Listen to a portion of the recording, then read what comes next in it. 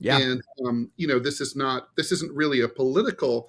This is about the way that as a society we're configuring our economic system, which is looking increasingly like a third world economy rather than a developed world economy. And I think about a highly developed first world economy like in Scandinavia, where they basically have highly semi-socialized capitalism.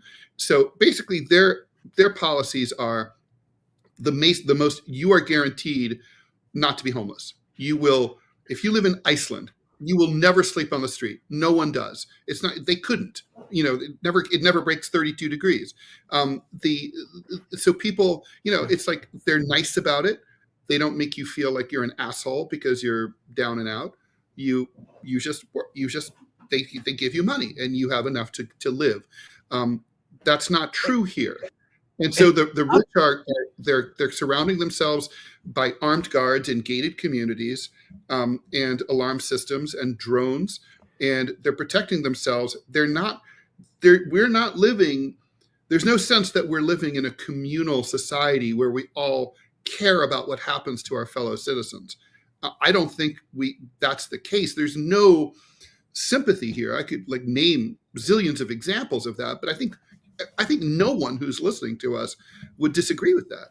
Well, and I would also say for those out there who are saying, "Oh, you guys are just a bunch of mamby-pamby bleeding hearts," let me just one of my favorite moments in The Big Short.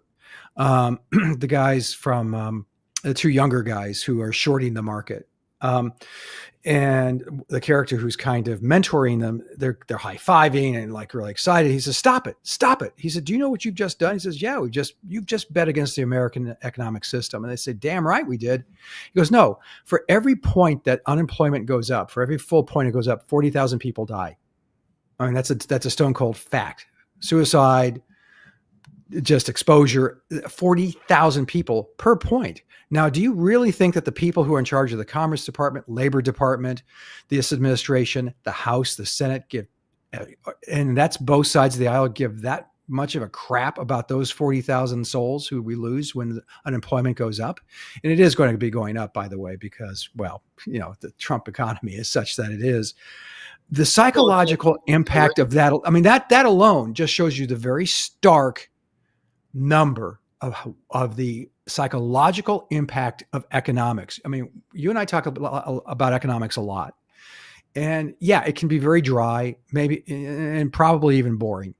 But honest to God, there is a human component to this that is being ignored, unreported. Ted, I mean, have you seen any reports on how you're just now starting to hear it because Donald Trump has fucked up the economy so badly? The NPRs and the New York Times can now write stories about, people are suffering under this economy. To your point, Ted, people have been suffering under this economy for a quarter century, if not more. And